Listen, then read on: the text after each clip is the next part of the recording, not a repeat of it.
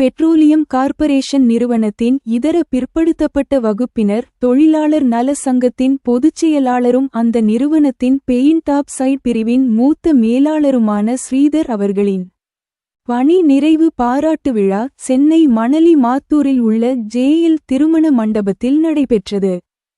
CPCL தொழிற்சங்கங்கள் சார்பாக CPCL இதர பிற்படுத்தப்பட்ட பிரிவு தொழிலாளர் நல சங்கத்தின் முன்னாள் பொதுச் செயலாளர் துரைராஜ் அவர்களின் தலைமையில் நடைபெற்ற இந்த பணி நிறைவு பாராட்டு விழாவில் சிபிசிஎல் தொழிற்சங்கங்களை சார்ந்த முக்கிய நிர்வாகிகள் பலர் கலந்து கொண்டு மாலை மற்றும் சால்வை அணிவித்தும் நினைவு பரிசுகள் வழங்கியும் தங்களின் வாழ்த்துக்களை தெரிவித்து பணி ஓய்வு பெறும் ஸ்ரீதர் அவர்களுடன் பணியாற்றிய அனுபவங்கள் குறித்து தங்களின் நினைவுகளை பகிர்ந்து கொண்டனர். மேலும் இந்த பணி நிறைவு பாராட்டு விழாவில் சிபிஇயு முன்னாள் பொதுச் செயலாளர் பிரபாகரன் மற்றும் அதன் தற்போதைய தலைவர் மணிகண்டன், சிபிசிஎல் இதர பிற்படுத்தப்பட்ட சங்கத்தின் தலைவர் சதீஷ் கண்ணா, சிபிசிஎல் மனோகர் உள்ளிட்ட அந்த நிறுவனத்தை சார்ந்த ஊழியர்கள், ஓய்வு பெற்ற அதிகாரிகள் மற்றும் நண்பர்கள் என பலர் கலந்து கொண்டனர்.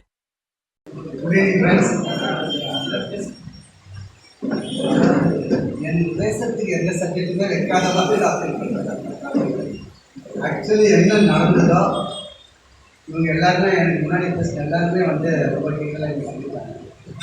2-3 விஷயங்கள் சார். நான் எனக்கு வந்து நிறைய தெய்வபக்தி உண்டு. எப்போ லைஃப்பில் எது நடந்தாலும் அது இதுக்கு முன்னாடி ஏதோ ஒரு மனித இருக்கும். ஏதோ ஒரு பிளான் பண்ணுறாங்கன்னா ஏன்னா என்னெல்லாம் சொல்லி வளர்த்துருக்காங்க. நமக்கு ஏதாவது ஒரு கிடைக்கணும்னா அது வந்து கண்டிப்பாக கிடைக்கும். அந்த மாதிரி ஒரு சின்ன வயசுலேருந்தே ஒரு செட்டப்பில் வந்ததுனால நிறைய விஷயம் நான் என்னுடைய ஃபஸ்ட்டு இப்போ உட்காந்துட்டு அப்படியே நம்ம இருக்கும்போது ஆக்சுவலாக வர ஏப்ரல் 12ஆம் தேதி வந்ததுன்னா கரெக்டாக 34 வருஷம் அப்படின்னு நான் லீடர்ஷிப் மெட்டீரியலாக நம்ம கம்பெனியில் ஆகிட்டு சின்ன மன கஷ்டமாக இருந்தது. வெளியிட்டு 33 பேர் இருக்காங்க. 33 பேர் 33 வருஷம் வருஷத்துக்கு ஒரு சின்ன கடை எடுத்துக்கிட்டு இன்னும் ஒரே ஒருத்தர் இருந்தால் அந்த 34 கரெக்டாக நம்பர் கம்மி மட்டும் மார்க்கெட் சார் சீரியஸாக நான் ஐ வாஸ் திங்கிங் இன்சைட் கரெக்டாக முத்துக்குமார் இருந்தார் 34வது ரைட்டா. அதே மாதிரி துரைராஜ் சொன்னார் இன்னும் 4 பேஜ், அதாவது இன்னும் 4 நாள் வெள்ளிக்கிழமை இன்னும் 4 பேஜ் இருக்கு இந்த புத்தகத்தில். 4 பேஜ் 4 நாள் சொல்கிறாரு. சரி 40 வருஷம் 6 மாதம் கரெக்டாக முடியும் கணக்கு போட்டால் 14,780 பேஜ் டோட்டலாக 14,785 நாட்கள் வருது. அந்த பேஜ் பண்ணிக்கிறேன். அதில் 4 பேஜ் இருக்குது. சரி இந்த மாதிரி ஒவ்வொரு சின்ன விஷயங்கள் கூட இப்போ நீங்கள் எடுத்து பேசும்போது என்னென்னா ஒரு ஒரு மிகப்பெரிய சந்தோஷத்தை கொடுக்குற. நான் குறிப்பாக என்னுடைய தொழிற்சங்கத்தை பற்றி நான் பேசணும். நான் பேசணும்னா இப்போ ரெண்டு விஷயம். முதல்ல வந்து நான் தொழிற்சங்கத்தில் அரியணை ஏறதுக்கு எனக்கு உறுதுணையாக இருக்குது. நான் தொழிற்சங்கத்தில் வளரணும்னு ஆசைப்பட்டது SC/ST என்னால் மறைக்கவே முடியாது. புதுசாக வந்தவங்களுக்கு தெரிய வாய்ப்பு இல்லை. ஏன்னா எல்லாரும் பேசுகிற மாதிரி 84 சாமர்தாசன் ஜெனரல் செக்ரட்டரியாக இருக்காரு. நான் அந்த வருஷம் தான் ஜாயின் பண்ணேன். அந்த வருஷத்துல அவர் ஜெனரல் செக்ரட்டரி ஜாயின் பண்ணி வர எனக்கு வந்து செல்வகுமார் சார் மூலமாக பர்சனல் இருக்காரு. அவர் மூலமாக சிகாமணி சாரோட தான் அறிமுகம் இருக்குது. உடனே செல்வகுமார் அப்படியே இருக்குமே சிகாமணி சேர்த்துருக்காரு. அவர் கூடவே இருந்தோம். 88ஆம் வருஷம் சாமுவேல் செக்ரட்டரியாகவும் சிகாமணி பிரசிடண்டாகவும் வந்தாங்க. 6 மாதம் அந்த யூனியன் படைக்கப்பட்டது. டைரெக்டாக செல்வகுமார் செக்ரட்டரியாக வச்சு செல்வகுமார் தூக்கி கொண்டாடணும். அந்த வருஷம் ஹரிதாசன் ஜெயலலிதா எல்லாம் ஜாயின் செக்ரட்டரி பண்ணிட்டோம். அப்போ செல்வகுமார் கூடவே நின்று கம்ப்ளீட்டாக காமெடி பண்ணி செல்வகுமார் ஜெயலலிதா வந்து செக்ரட்டரியாக இருந்தது.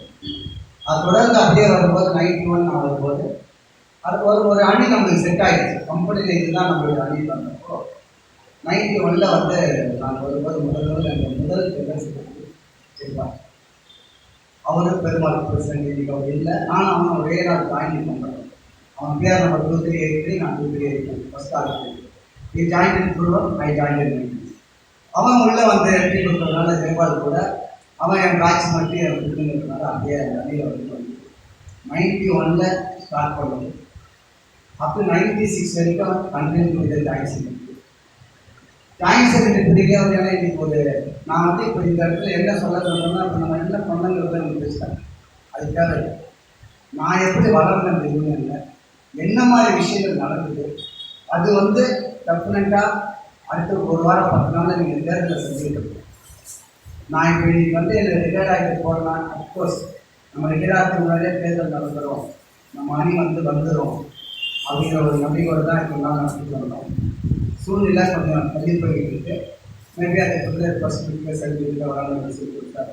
ஆனால் இந்த முறை வந்து இந்த அணி வந்து வெற்றி அடையணும் அப்படிங்கிறதுக்காக தான் வந்து அது வந்து ஒரு முக்கியமான இயற்கைனா பேரரசோட கான்ட்ரிபியூஷன் வந்து இந்த ஓவல் இயர் வந்து ஒதுக்கிருக்கேன்.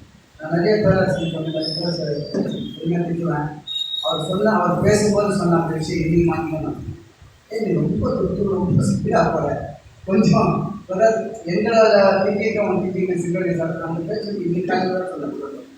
இப்போ எனக்கு கோவரோட பழனியோட ஈக்குவேஷன் வேறு மாதிரி இருக்குது. ஏன்னா அந்த அந்த ஏஜுக்கு பீரியட் இருக்கும். பேரரசு வரும்போது வந்து ரொம்ப பாசிட்டிவ் திங்க் பண்ணுறாங்க. பட் கன்ஸ்ட்ரக்டிவாக இருக்கும் திங்கிங் வந்து நம்ம வந்து பார்த்து பண்ணிக்கிறோம். அதுக்கு இப்படி இருக்கணும். அடுத்த ஸ்டெப் போன ஒரு வேகத்தை நான் பார்க்குறேன். அது அந்த எனக்கு ரொம்ப பிடிக்கும்.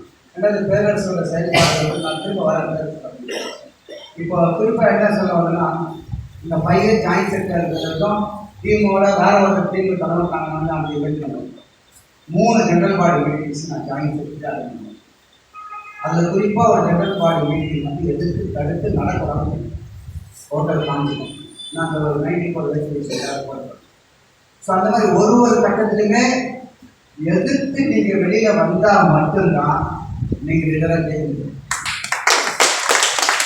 நிறைய பேருக்கு நான் பார்க்குறேன். நம்ம சப்போர்ட் ஆகணும், நம்ம சப்போர்ட் பண்ணணும், எல்லாருமே ஒரு தயக்கத்தை பார்க்குறாங்க. தன்னை வந்து ஒரு பிராண்ட்னு அடையாளம் காமிச்சிக்க முடியாது.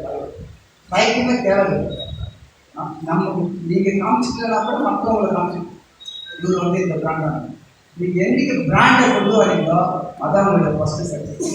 எனக்கு நடந்து நான் வந்து அப்படியே டூப்ளிகேட் பண்ணலாம் சொல்கிறேன். நான் வந்து மனசை பண்ணி வச்சுருக்கேன். யாருக்கு பிராண்டு நான் இதுக்காக எனக்கு ஒரு ஓர் ட்ரை பண்ணாங்க. நம்ம எவ்வளோ விஷயங்கள் பேசணும். ஏன்னா இதை வந்தோம். ஏன்னா ஒரு அரசியலில் வந்து எப்படி ட்விஸ்ட் ஆச்சுன்னா ஜெயபால் நான் ஜாயின்ட் செக்டராக இருக்கேன் 94 92 ஜெயபால் ஜெனரல் செக்ரட்டரியாக இருக்காரு செகண்ட் டேர்ம். 5 பேர் வந்து 5 பேர் காமிச்சு ஆக்சிடென்ட்டில் இறந்துடுறாங்க. அந்த 5 பேருக்கு ஒரு முறை அந்த 5 பேர் குடும்பத்துக்கு லைட்டாக போகணும். அவ்வளோ பிரச்சனை. அந்த கமிட்டி நான் அந்த இருக்கிற கமிட்டி அந்த சப்ஜெக்ட் எழுதுகிறோம். மேனேஜ்மெண்ட் வந்து ஸ்பௌஸுக்காக இருக்கிறாங்க. எல்லா ஸ்பௌஸும் அனுப்பாளிக்கும் ஒருத்தரோட ஒய்ஃப் கூட படிக்கிறது சார். அவங்களுக்கு என்ன வேலை கிடைக்குமோ லேபில் வாஷ் பண்ணுறது, ஆரண்டில் ஒர்க் பண்ணுறது, வாட்ஸ் இந்த மாதிரி 5 பேர் கொடுக்கும். ஆனால் அடுத்த எலெக்ஷனில் மனிதாபிமானமே இல்லாமல் இறந்து போன குடும்பத்துக்கு வேலை வந்தது கூட பெருசாக பேசுகிறாங்க. இவர் இன்னாலும் இந்த ஜாதி சேர்ந்தாரு, அவங்க ஜாதிக்காரர்கள் பண்ணாங்கன்னு ஒரு தேவை அரசியல் பண்ண. ஸோ இதெல்லாம் வந்து எங்களை வந்து மனசில் வருத்தப்பட்டு எல்லா விஷயத்தையுமே வந்து நாடமாக இருக்காங்க. இன்னைக்கு பாருங்கள் இயற்கை வந்து எப்படி அமையணும்னா அவங்களால தான் நான் வளர்க்கப்பட்டேன். எங்கே போனால் என் உடம்பு இடையில நிறைய கட்டுப்பாடுகள் சண்டை போடுறோம், எழுதுறோம், அதான விஷயம். ஆனால் வளர்த்தது வந்து அந்த சமுதாயம் மக்கள் எஸ்எஸ்சி சமுதாய மக்கள். நான் என்றைக்குமே அதை வந்து நெஞ்சில் வந்து நான் ரிப்பேரான அதே மாதிரி பாருங்க. ஒரு தாய் வைத்து செய்யணும்னு சொல்லுவாங்க. இப்போ எனக்கு மாலை போடுறது கடைசியா இது யோசிங்க.